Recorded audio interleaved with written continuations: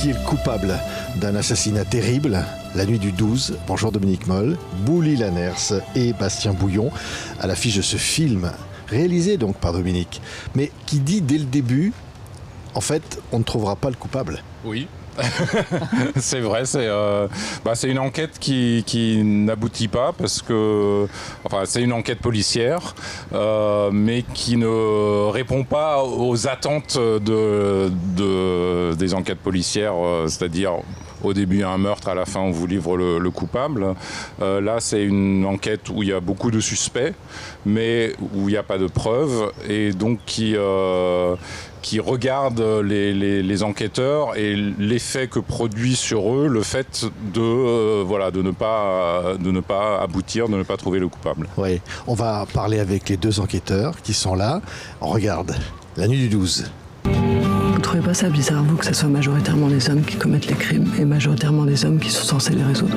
Je sais pas. C'est quoi cette obsession à vouloir cramer les filles? Pourquoi vous êtes tous à fantasmer là-dessus? Vous voulez savoir pourquoi elle s'est fait tuer?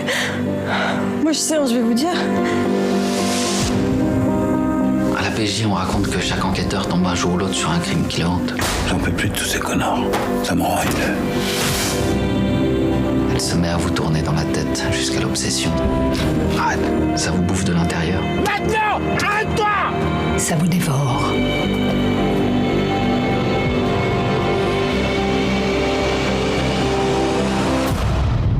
C'est quelque chose qui cloche entre les hommes et les femmes. Bouli Lanners, Bastien Bouillon, enquêteur. On voyait les images là. Vous êtes obsédé quelque part. Vous allez devenir obsédé par cette jeune femme qui est morte tragiquement, brûlée. Et quelque part, c'est ça que raconte ce film. Comment finalement le visage d'une jeune fille peut vous hanter? Oui, il y a une réplique dans le film, dans la partition de Johan, que j'interprète, qui dit que chaque enquêteur à la PJ tombe un jour sur un crime qui le hante. Donc il donne plusieurs exemples. Une dame battue à mort chez elle qui prend le temps d'essuyer les taches de sang avant de s'enrouler dans la couverture du chien pour mourir sans trop tacher. Une petite fille qui disparaît et la trame du film, ce féminicide, une jeune femme brûlée. Et oui, effectivement, c'est celle-là qui va nous hanter, c'est cette enquête-là, pour, je sais pas, pour plusieurs raisons qui ne sont pas expliquées. Chacun en est touché. La partition de Marceau qu'interprète Bouli, il est dans un endroit de sa vie très particulier. Johan, il vient de passer chef, il a certainement beaucoup de choses sur les épaules. Oui, ouais. Tout à fait. Oui, Bouli. Ça parle de la frustration aussi, parce qu'il y a l'obsession d'une enquête, mais comme cette enquête ne se résout pas, il y a la frustration aussi de ne pas y arriver, et qui impacte leur vie privée, et en même temps leur vie privée impacte l'enquête aussi, donc c'est aussi un peu la corrélation qui est entre les deux univers, et qui se touche, parce que même si on a un enquêteur, on est avant tout un être humain, et le film parle aussi de ça. Oui, c'est cette confrontation à ce crime, et aussi à la difficulté d'être enquêteur face à l'horreur de faits. Je pense à la scène où on doit annoncer aux parents ce qui s'est passé. C'est ça la réalité de la vie d'une enquête policière. Bah oui, enfin les enquêteurs de la PJ sont confrontés à des crimes parfois, ou souvent horribles ou sordides, et en fait, ceux qui les marquent ou qui les hantent le plus, c'est ce qu'ils appellent les vraies victimes. C'est-à-dire, il y a les crimes dans le milieu de la drogue, où des dealers se tuent entre eux, etc., où ils se disent, eux, ils l'ont un peu cherché, alors ce qu'ils appellent une vraie victime, comme cette jeune femme dans le film, qui se fait agresser et brûler vive, ne faisait pas partie d'un quelconque milieu, et donc et c'est ces vraies victimes qui les affectent le plus et qui les hantent, et on sent que ça les travaille. Et après ils ont différentes façons d'affronter ça ou de l'évacuer. Enfin, parfois par ça peut être par de l'humour. On sent qu'ils ont par le vélo. Par le vélo. On voit dans le personnage film, de Johan, effectivement, essaye de se décharger de toute cette tension ou cette colère qui s'accumule en faisant des tours de piste sur un vélodrome, de façon presque frénétique. Donc chacun a sa façon de réagir et de vivre ça. Et puis là, dans la mise en scène de Dominique, ces tours donc de vélodrome qui sont aussi une allégorie de la tête de Johan qui tourne et qui tourne sans arriver à trouver. Et voilà, on sent que c'est une partition toujours concentrée, toujours en train de penser, réfléchir, hanter, comme c'est dit dans le film. Et on découvre aussi la réalité des enquêteurs, des caméras dissimulées peut-être dans un cimetière, je ne veux pas raconter, mais Bouli, c'est ça la vie finalement, les fêtes avec les copains, et en même temps confrontés à cette réalité de la mort.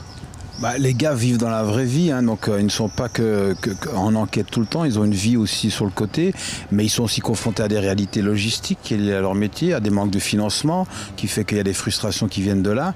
Donc il faut englober toutes les réalités qui entourent le métier d'un enquêteur, ce qu'on a rarement dans un film policier, puisqu'on ne voit que l'enquête, mais on ne voit pas les à côté. Et ici, vraiment, ça met en lumière toute la vie, d'une manière générale, d'un enquêteur, avec tout ce qui ne fonctionne pas aussi. Oui, et aussi il y a la lourdeur de la procédure. C'est le personnage de Bouli Marceau qui à un moment donné dit on combat le mal en écrivant des rapports. Et c'est vrai que moi j'ai fait une semaine d'immersion à la PJ de Grenoble et c'est vrai qu'ils passent 80% de leur temps à écrire des rapports, des PV, et qu'en plus il y a une pression où ils doivent pas se tromper parce qu'une erreur sur le début d'une heure de garde à vue peut foutre en l'air toute l'enquête donc il y a cette pression-là aussi constante. Oui. Puis il y a une dimension aussi des violences faites aux femmes qui est présente évidemment par la victime et son sort, et puis cette brigade qui sont des hommes confrontés à ça. Oui, ça parle aussi du rapport homme-femme qui est très bien résumé dans une phrase que dit c'est pas procureur du roi, comment on dit chez vous, la juge d'instruction, où elle dit effectivement il y a un problème entre les hommes et les femmes, vous croyez que je ne le savais pas. Donc ça met aussi en lumière le problème du rapport homme-femme, mais ça met surtout en lumière le problème du rapport des hommes aux femmes. Et on est quand même dans un féminicide, une enquête menée par des hommes exclusivement. Il y a la vie de Marceau, on va pas spoiler le film, mais voilà, il y a ses déboires à lui. Donc la femme, finalement, dans un film d'homme, est très très présente, en tout cas le débat sur le rapport de l'homme à la femme. Oui, et le personnage que vous interprétez, Bastien, est, s'attache à cette femme qu'il n'a jamais connue. Finalement, trouver la vérité, à lui rendre cette vérité. Tout à fait, c'est un cheminement. Alors, on part pas du stéréotype du flic viriliste et machiste, mais effectivement, cette enquête ouvre des portes et à chaque fois son cheminement avance par paliers, et à chaque fois, bien que nous sommes une brigade d'hommes, à chaque fois les scènes avec des femmes, je pense à l'amie de la victime, je pense à la juge, et je pense à ma collègue qui arrive, Mouna Swalem, en deuxième partie de film. À chaque fois, c'est ces discussions-là qui ouvrent une brèche dans sa tête et qui construisent son cheminement intérieur, et cette ouverture et donc cette révolte, cette colère et ce qui l'attache à ne pas lâcher. Oui. Merci à tous les trois. Anouk Grimbert, pareil, dans le film. Elle est formidable. Formidable. En fait, c'est un film où... Et Pauline Sériès qui joue l'amie de la victime. Absolument. Pardon. C'est un film qui casse la narration traditionnelle, qui consiste à dire on va avoir le crime et on aura le coupable à la fin. En même temps, ça reste quand même un polar avec une enquête, et je pense que même si c'est dit dès le départ, on ne trouvera pas le coupable, je pense qu'on rentre quand même dans le jeu, et comme les enquêteurs, on a envie de trouver, donc on se scrute chaque suspect pour savoir si c'est lui ou non. Donc il y a cette narration voilà, pleine de tension et de suspense, mais se superpose par-dessus voilà, toute une réflexion sur effectivement la violence faite aux femmes et le rapport des hommes à ça. Ouais, merci. Merci à tous les trois. Merci à vous. La nuit du 12. Hein, merci. Sorti le 13 juillet. Le 13 juillet dans toutes les bonnes salles. Bah, merci à vous. Merci beaucoup. Merci. Bon, allez. À bientôt.